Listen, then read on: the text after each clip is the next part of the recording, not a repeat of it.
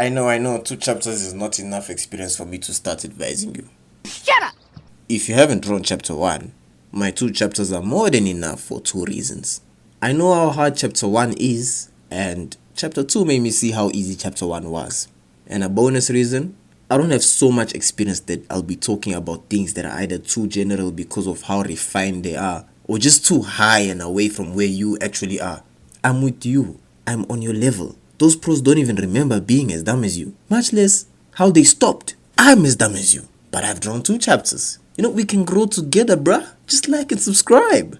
Chapter 1 is where I form my manga making process, and chapter 2 is where I confirm that it works while tweaking any shortcomings I found. I advise you to do your own research and trials for finding your process, but the general way to actually find one is to first and foremost have your chapter written out and then storyboarded. You're not gonna have a chapter drawing process without having a chapter to draw. Now that you got that in place, you work on a page, taking note of how you did things and what worked best and what White Manga and Proco told you to do. Then page 2, you work on doing the process but efficientizing it and personalizing it for yourself. Then the same for page 3, do up to 5 pages of this until you are comfortable enough to separate the process of making a page into phases. Now comes the fun part, do the rest of the chapter in bulk, phase by phase. And then chapter 2, you can refine that phase by phase process too. I'll be refining it even more in chapter 3 until making manga for me becomes Tuesday's breakfast, with the only thing getting in my way being last night's alcoholic escapades. If you want to know my process, my phases are panels, so I do the panels for every page. Anatomy sketches and speech bubbles, I do those, like for every page. And then full sketches and backgrounds, if there's background. And then the last phase is the speech and the effects. Okay, that was the drawing process of it all. Let's talk about the actual story in the manga. Chapter 1 is very experimental, as in you don't know what to expect in terms of how what you cook will be eaten. Find a way to get thorough feedback that is unbiased. You can DM me on Instagram and I might do that for you. And if you subscribe to my Patreon, your manga can be a video topic. There are 2 things you are looking for in your feedback: good standout aspects of your story and bad standout aspects. Contrary to what you might think, the good standout aspects are more important than the bad ones because as a beginner, readers are thinking more about why they should read your manga rather than why they shouldn't. It's not like they are paying a Crunchyroll fee and you owe them competence. The art community is not toxic. They understand that you are learning.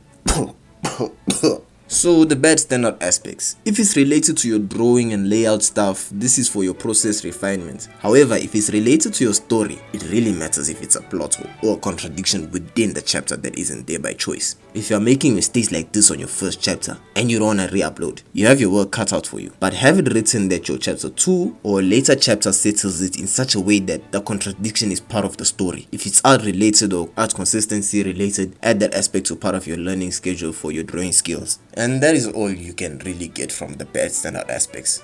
Now for the good standout aspects. Again, drawing and layout stuff goes to refining your process. Story related stuff is the meat of everything. It decides what it is you move towards. You are looking for 2 kinds of good feedback: the flukes and the deliberates. If there is something you did on purpose and it slapped, obviously play it up. But if there is something you fluked and it worked, your task is to learn to be deliberate about it in chapter 2. And if chapter 2's feedback comes good too, now you can play it up. Now that we know it's a deliberate thing. And that's the information we want from the good standout aspects. Make sure it's aspects that stand out. When your manga is read, what's in the spotlight? You're not looking for everything good and everything bad and how to change it. You are looking for what to focus on. You want to invest on good standout aspect that will be iconic for your manga, and you want to uproot bad standout aspects that will be detrimental to your manga as soon as possible. This isn't your hook your audience catch attention advice for chapter 1. You should already know that stuff if you want to make a chapter 1. This is give your manga an identity advice, because you are not watching Jeet so you can make another isekai. In my case, the good standout aspect was my main characters and their dynamics, which is good because it is exactly what I was going for. I'm inspired by One Piece mainly because the story had shenanigans. I had fun making my chapter characters.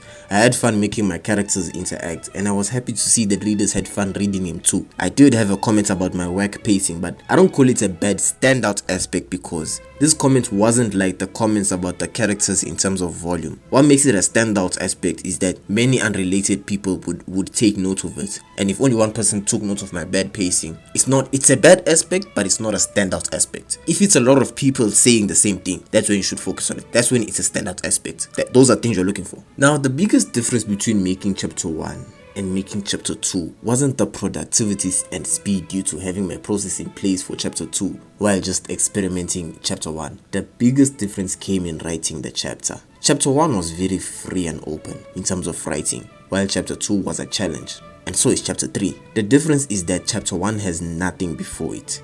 It's just there. But chapter 2 has chapter 1 before it, and it needs to be consistent to that. I imagine it will be more challenging as I go on, and I will be more grounded to meet the challenge, and the creativity I will have to use to fill plot holes with gold will be fun. It seems obvious enough, but it came out of nowhere for me, because no one ever talks about it because of how obvious it seems. Or maybe I'm just overthinking it, it really is obvious. My advice for you is use chapter 1 to be as open as possible, bruh, so you can like sidestep this. Just try not to limit yourself, you know. While I was excited for chapter 2 after making chapter 1 because my world finally exists and I'm happy to explore it, after chapter 2 I'm really seeing how much more I have to learn. Like, I have a lot to learn. I made this manga in order to learn and grow while sharing and tracking my progress, so I'll be patient and I'll take things one step at a time. And I think you should do the same by watching this video to learn a way to practice manga that might be better than one shots.